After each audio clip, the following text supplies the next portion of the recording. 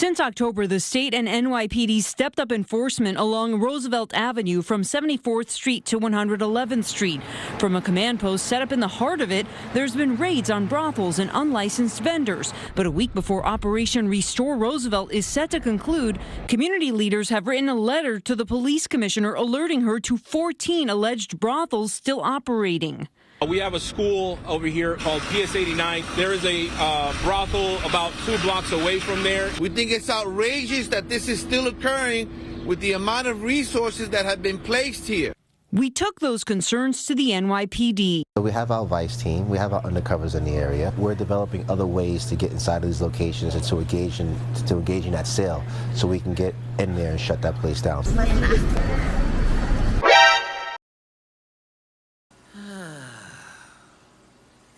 Well, that was fun. Who's for Chinese?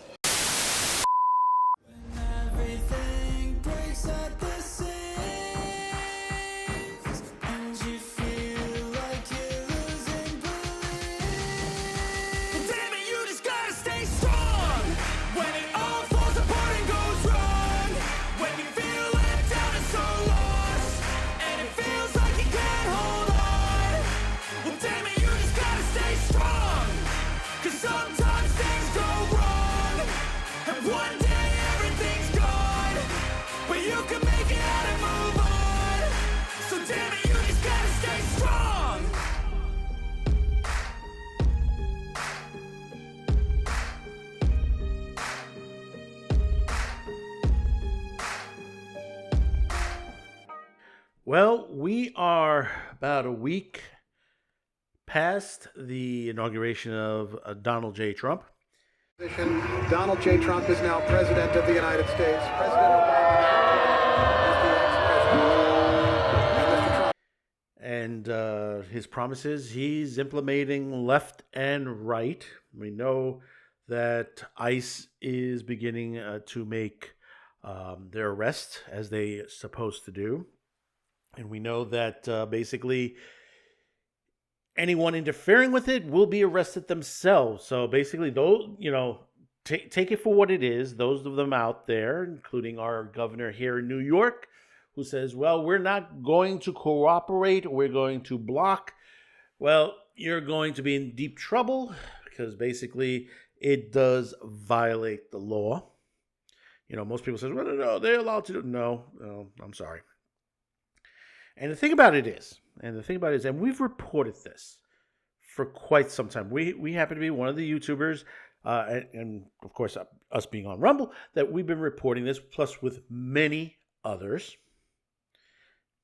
And the thing is that we've talked about this is the Queens Roosevelt Avenue situation. Now, we haven't talked about it a bit because basically we haven't had anyone get down there on the ground, but now we're starting to see more people get on the ground to look at what's going on there. And what we've been seeing is that basically, even though there's been a police presence, there's been a crackdown on what has been going on there, and that's including the prostitution, the illegal selling of shoplifted goods, the illegal food vendors. They've all returned. Yeah, according to some of the videos that are out, and we're going to show you a little bit of them here on this episode. But before we get into this and the article on there, I just want to first, the footage you're going to be seeing, a shout out to New York Best DJ, and also Road to, I think it's JRS. I think that's the name of the account on there. Do check their YouTube channel out. Give them some love. They go out with videotaping a lot of this stuff. We have footage from day and night to what's going on Roosevelt Avenue. But the other half of this, not that it's also come back in the situation, is the locals are begging federal immigration authorities to come in and intervene. And some of the politicians there. You got to remember, Roosevelt Avenue is under the jurisdiction, parts of it, by AOC. She has done nothing, and I repeat this, nothing to alleviate the situation. there have been other politicians, other community activists that have come forward and pointed out the situation that basically she hasn't shown up for any of this identification. I mean, not even when Mayor Adams showed up, with of course, with the press cameras and stuff like that to try to make him look good. She didn't show up for any of that either. For all the raids and everything that's going on there. But we're going to take a moment to read this, and as we show you some of the footage out there. Queens local begs federal immigration authorities to end lawlessness by homeless migrants. Should not be happening anywhere. And this is off of the New York Post. Queens locals fed up with the conditions along Roosevelt Avenue are hoping the new Trump administration will help clean up the area besieged by crime they say that has been committed by the homeless migrants. A group of residents, including ex-Democrat State Senator Hiram Surratt, penned a letter Tuesday to the president, Trump's border czar, Tom Homan, requesting federal assistance after claiming state and local leaders weren't doing enough to improve safety. The situation here in Corona, Jackson Heights, and Elmhurst is outrageous. A letter to Homan, who's been asking, tasked by Trump to oversee a mass deportation operation. Over the past several months, our community has risen up to confront a wave of lawlessness in our community that landed here about a year and a half ago. Actually, it's a little bit longer than that. It's about a little over 2 years.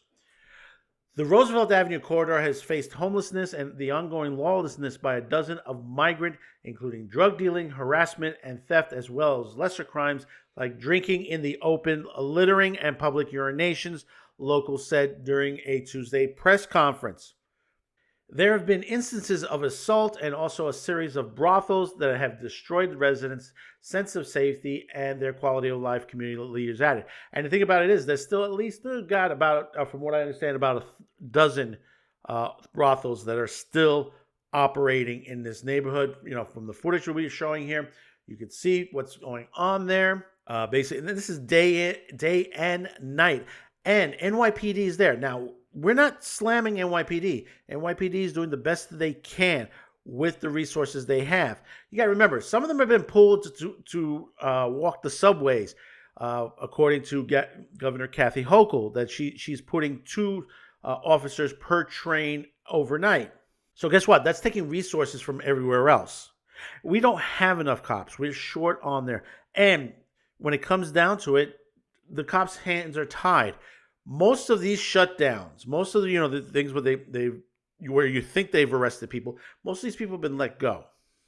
Whether it's the prostitution, whether it's the shoplifters, whether it's the illegal food vendors. I've seen, and I said this before, I've seen food vendors there that are cooking inside shopping carts. Do you know how dangerous that is? People say, well, no, it's metal and stuff like that. No, there's rust, there's paint. You're adding that to the heat. That's ending up on the food. And guess what? That ends up in your system. That's not good. That's not good at all. And, people say, well, they got to make money. You can come here legitimately, get a job legitimately, and make a good living. But if you do this illegally, which they will do this illegally, they're not going to stop doing this. No matter even if you say, well, we'll make you citizens and stuff like that, they'll continue to do this. They don't want to pay taxes. They don't want to do the things they do. They just want to continue to make the money the way they can make money. And some of them owe money to the cartels. You got to remember that. Some of them are here against their will.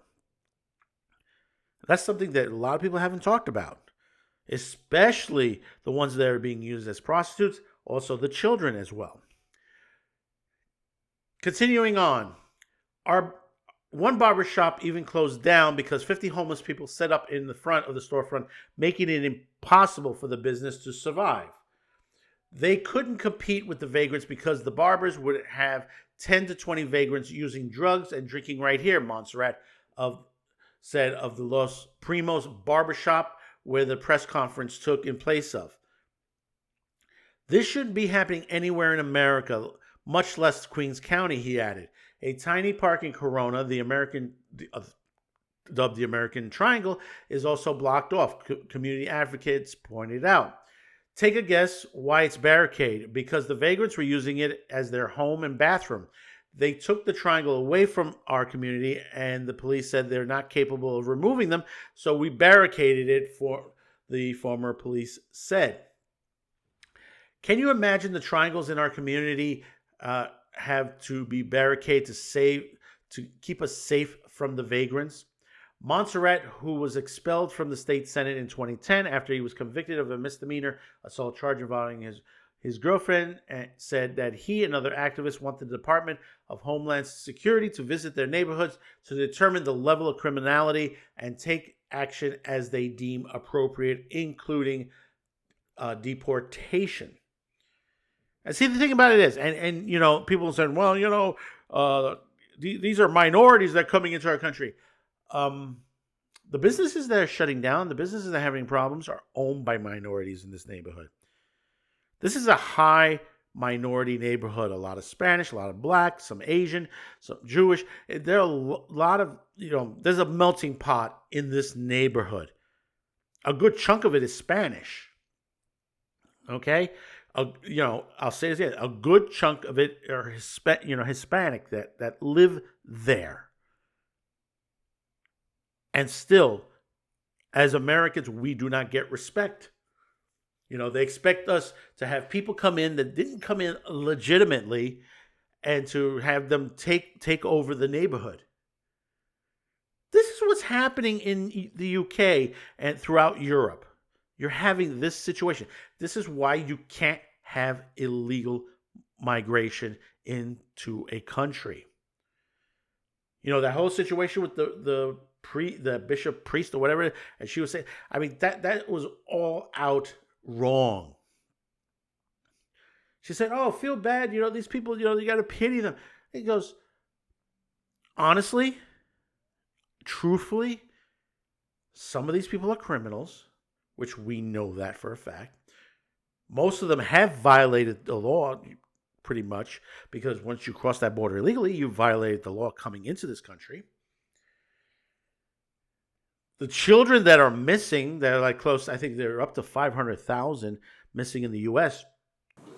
Senator, every child that comes into our care gets a Know Your Rights presentation, as well as... Have you read these New York Times reports, these stories, the series of stories the New York Times has done on the children who are in your care? Have you read them? Yes, I have. Have you read that children are scrubbing dishes? They are operating heavy machinery. They are delivering meals. They are harvesting coffee. They are working construction. They are working as housekeepers. They are working overnight shifts at plants where they are not paid. They are not going to school. They are not cared for. They are not giving meals. Almost all of it illegally. Are you aware of that? That's a yes or no. Yes. Do the Know Your Rights presentation help them in those situations?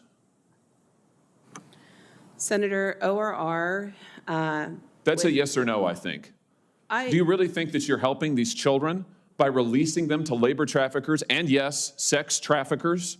85,000 children whom you have no contact with, and your answer is we gave them a presentation before we turned them over to these people who are exploiting them on a scale not seen in this country for 100 years.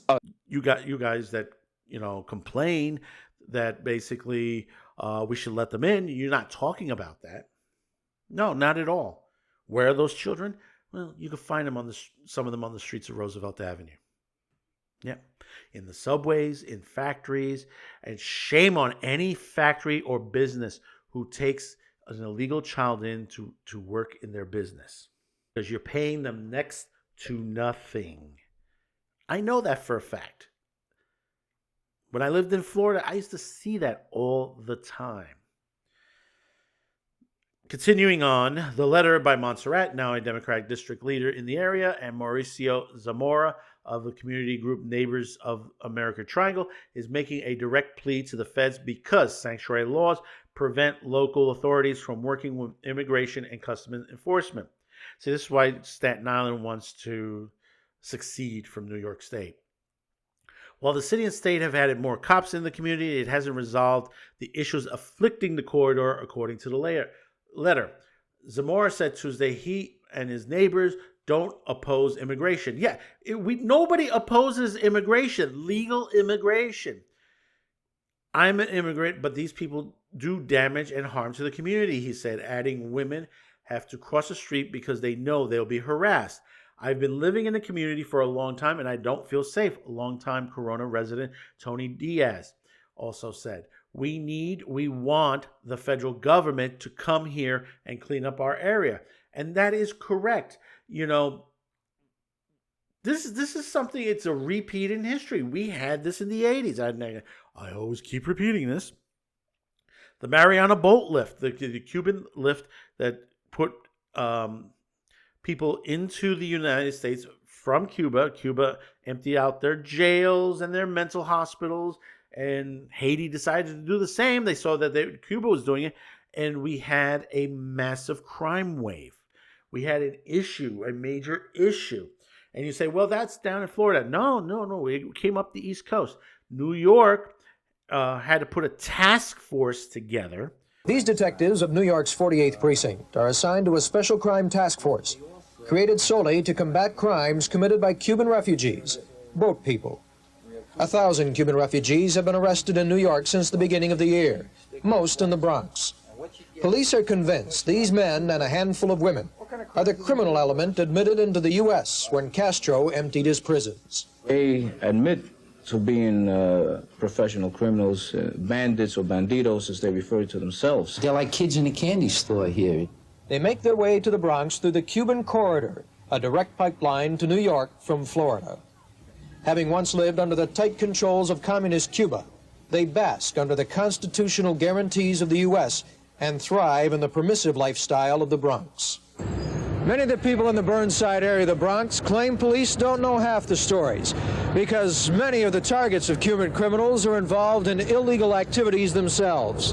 Like the man who ran this illegal numbers joint. The only reason police found out about him is because he was shot. He survived. To basically handle this situation. It's in the history books. You can look it up. We've used footage from that time period that does show this.